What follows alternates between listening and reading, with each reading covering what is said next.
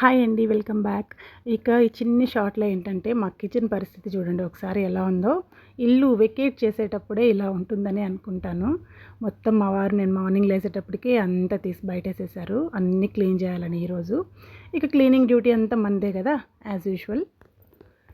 ఇకైతే మొన్న అమ్మవారికి వరలక్ష్మి వ్రతం చేసుకున్నాను కదండీ. ఇక వరలక్ష్మి తర్వాత మొత్తం పూజ గదంతా డీప్ క్లీనింగ్ అయితే పెట్టుకున్నానండి.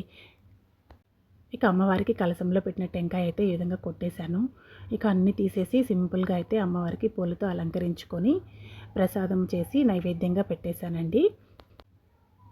ఇక పూజ గది అంతా అయితే ఇలా ఉంది. సింపుల్గా చాలా హ్యాపీగా అనిపించిందండి.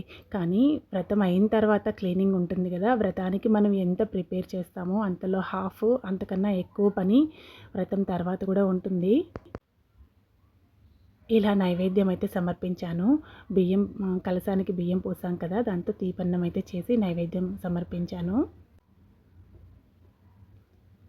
చాలా ప్రశాంతంగా అనిపించిందండి. వ్రతం అంతా కంప్లీట్ అయింది. అసలు యాక్చువల్గా ఏంటంటే వ్రతం చేసుకోగలనో లేదో అని అనుకున్నానండి. అలాంటి పరిస్థితిలో అమ్మవారు నా చేత వ్రతాన్ని అయితే చేయించుకున్నారు.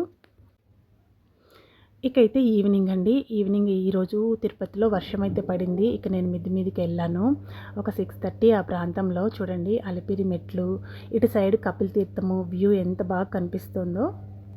చాలా రోజులైతే అయింది ఇలా మిద్ది మీదకి వెళ్ళి. మేఘాలంతా చూడండి ఫుల్ కొండల దగ్గర అంతా మేఘాలు ఉన్నాయి.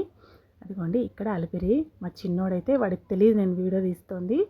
చూస్తూ ఆడుకుంటూ ఉన్నాడు. ఆ వాటర్ ఉంది కదా కింద, ఆ వాటర్తో వాడు ఆడుకుంటూ ఉన్నాడు. ఇది వాడి ఆట. ఇక ఇప్పుడైతే నన్ను వాచ్ చేశాడు.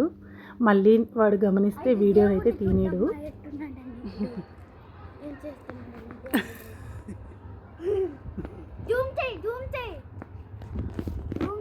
దేవుణ్ణి చూస్తాడంట. దేవుడు ఏం చేస్తున్నాడో చూస్తాడంట మా చిన్నోడు.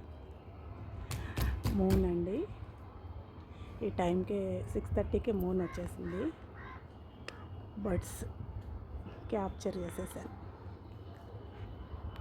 ఈవినింగ్ టైం ఇలా మిద్ది మీదకి ఎక్కితే భలే ఉంటుంది వ్యూ. ఎప్పుడు కుదరదు, ఎప్పుడో ఒకసారి అలా. ఇకైతే మా వాడు చూడండి పిల్లర్ మీదకైతే ఎక్కేశాడు. ఇక ఆడుతూ ఉన్నాడు రకరకాల ఆటలు. ఇక కప్పలా గెంతుతూ ఉన్నాడు. యాక్చువల్గా మా వాడికి ఫీవర్ వచ్చేసింది ఈరోజు. ఫీవర్ వస్తే ఇంకా అల్లరి అయిపోయినాడు. ఇప్పుడు ప్రజెంట్ అయితే తగ్గిందిలేండి. ఇక సండే హాలిడే కాబట్టి మార్నింగ్ నుంచి ఆడుతూ ఉన్నాడు. అదిగో దెబ్బ తగిలిచ్చేసుకున్నాడు. చెప్పా కదా నేను.